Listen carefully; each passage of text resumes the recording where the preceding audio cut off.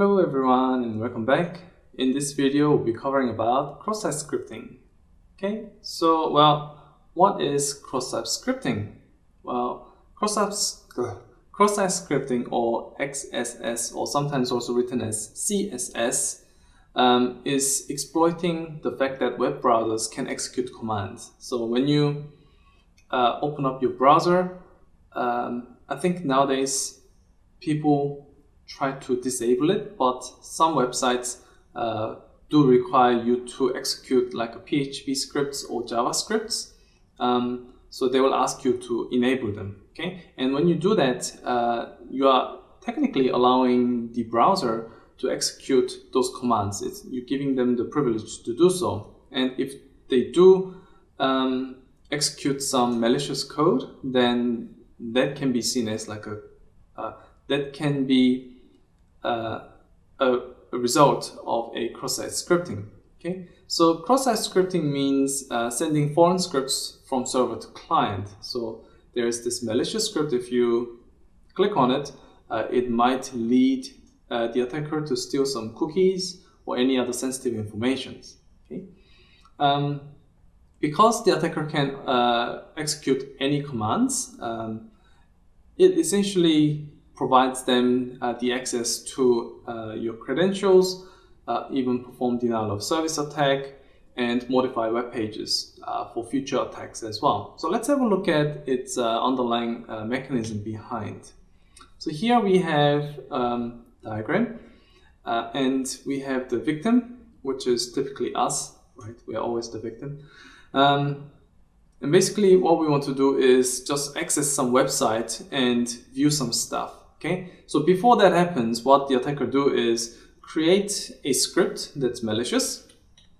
Okay, so the attacker injects a payload into the website's database by submitting a vulnerable form with some malicious JavaScript. Okay, and this form can be embedded into the website. So if you remember about malvertising, this is in a similar way that's happening. So malvertising, you're outsourcing the ads, but here you're not necessarily just outsourcing ads, but any other content in the website can be incorporated from third party, and if you don't check, then they might include such malicious scripts as well. So malicious script gets loaded, and once it's ready to be attacked, basically the victim comes along and tries to access the website. Okay, so the victim requests the web page from the website, and the website that includes the vulnerable code will be sent as step 3 to the victim. So the website serves the victim's browser the page with the attacker's payload as part of the HTML body. So at this moment, it's not executed yet. However, once it comes to the victim's browser and it has the rights to execute scripts, then it's going to execute that. And typically what that allows the attacker to do is that the victim's browser will execute the malicious script inside the HTML body, and in this case it will send the victim's cookie to the attacker's server. But this doesn't have to be necessarily just cookies. It can be more complex to dig out other files in your file system and then send it over. But normally those attack scripts are quite compact and light, so that it's not going to be detected easily in the network detections. Okay. So what this scenario is called a stored cross-site scripting. Okay. So consider the user searching for some item on the site. Say you're browsing through eBay or other shopping sites, or maybe I shouldn't have said eBay. Never mind. So when you do that, basically it gets parsed in like some site.com and then search.php with a question mark and then term equals whatever you want to search, right? Then there's going to be some sort of an implementation at the server side of search.php that looks like this, where your term gets replaced in that get request. Okay, then the server will pass that in, and then the backend server will fetch you that. Okay, so basically echo search term into this particular response, and it's going to give you and show you the result for that. Okay, so now consider the following link. We have site.com search.php term, but instead of actual term we use, we're going to put in script. Okay, and this particular script says window.open malicious code malicious.com cookie equals, and then document.cookie, close that. Okay, so what would happen if the user clicks on that link? Well, we have the 3 items there.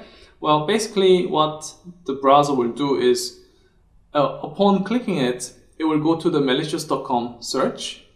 Okay, so that's executed by window.open, and from there the site returns the HTML results for the script that has been executed, so that gets passed on to the user. Okay, and the browser executes the returned script. So inside that script, what it did was it's fetching the document.cookie. Okay, and this document.cookie associated with the site is going to be now sent to the malicious site. Okay, so the bad guy gets the cookie of your current session with the site.com. So this means if you are say accessing like the banking applications or other sensitive informations, the cookie can be passed on to the bad guys, and the bad guys can use this cookie to access your current page that you're on, because cookie usually stores those sensitive information about your current sessions. Okay, if you are unsure what the cookies do, you can check out the computer networks unit. I also have some slide copies, you can ask me. So going back to our example, basically what's happening is we have that malicious HTML code sent to the victim, and the victim executes this in the browser. Okay, so once you click onto that, then the document cookie gets executed as part of the script, and that gets sent over to the malicious site. Okay, and essentially that's the malicious site is operated by the attacker, so they are collecting the cookies that are sent from you about your current sessions with the site. Okay, so the previous example is how the attacker can store malicious code on the server to succeed at its attack. However, it's not always the case where you can embed malicious code onto the target sites, right? So nowadays, especially sensitive sites like banks, etc., they deploy a lot of skilled people to check and make sure that those sites cannot be attacked by cross-site scripting attacks, right? So to bypass that, another well-known scenario is reflected cross-site scripting. Okay, and basically what they do is, instead of planting a malicious code on the website, what they can do is they try to lure the target to click on the malicious link to access the service. So instead of you directly going into, say, www.bank.com, you find some like ads or some other links that people post. Hey, please check out, this bank is giving you some promotion, or this shopping place is giving you promotion. And in those clicks, they may have included those malicious links. Okay, so you think that by clicking that link, you are taken to the correct website, but in addition to that, there's a lot of like a malicious script that may be attached to those links. Okay, so let's have a look how it happens. So we have 3 parties as before. We have the attacker, target, and the server. The first thing is that the attacker is trying to lure the target to click on the link that they have created, which also embeds the malicious script. Okay, so malicious, once the target clicks onto that link, the malicious script is now sent to the target, and in the target's browser, so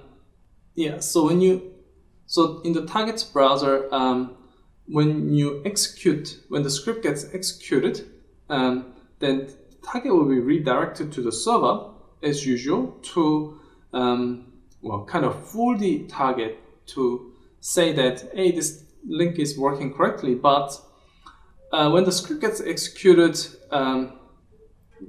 the the server establishes connection with the target, and the relative information gets established, right? Things like the cookies, sessions, and everything.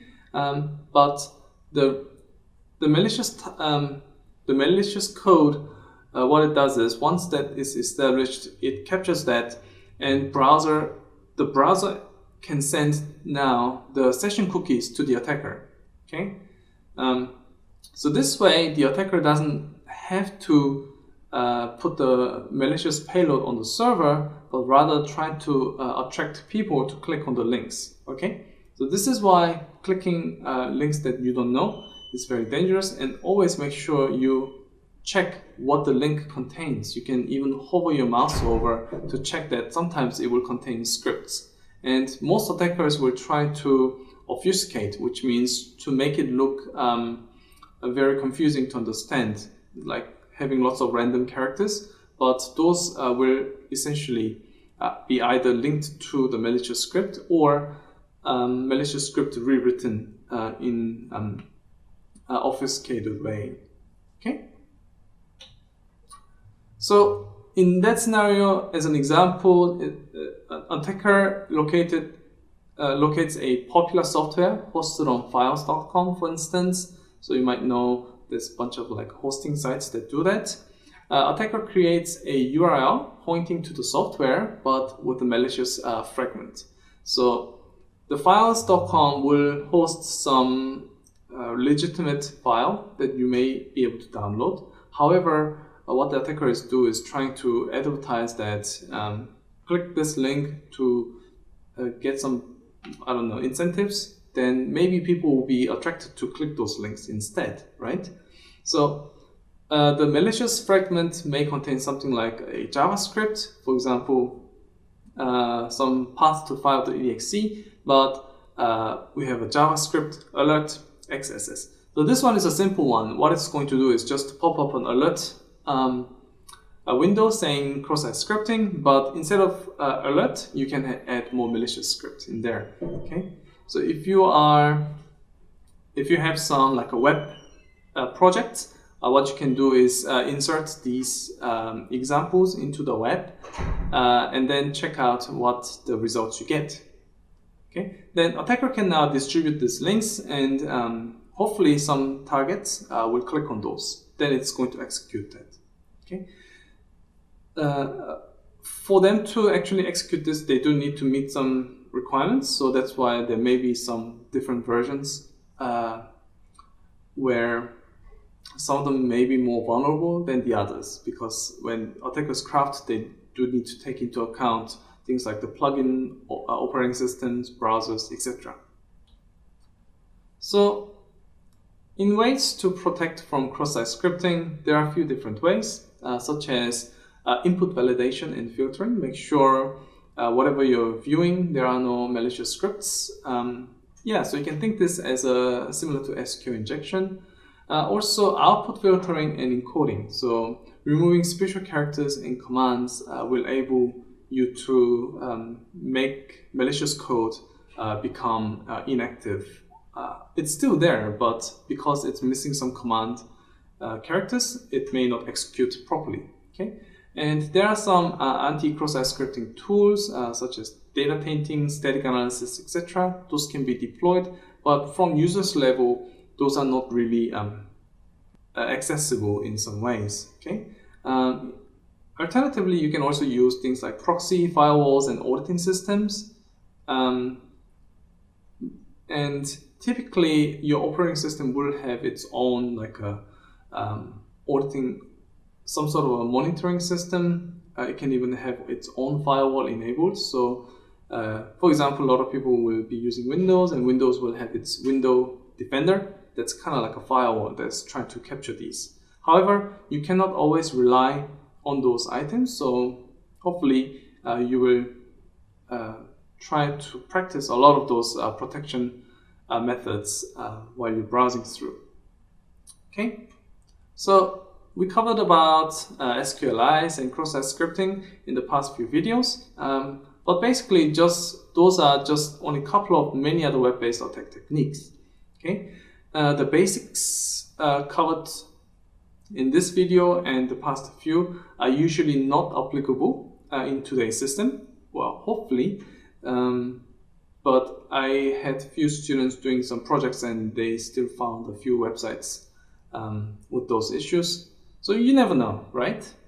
There are many tools to identify such vulnerabilities, so we can always encourage them and yourself to use them to protect yourself from these attacks. And in order to prevent these attacks, we will be looking at about defense techniques in the coming videos. Okay, but otherwise we'll finish up here. See you in the next video. Bye.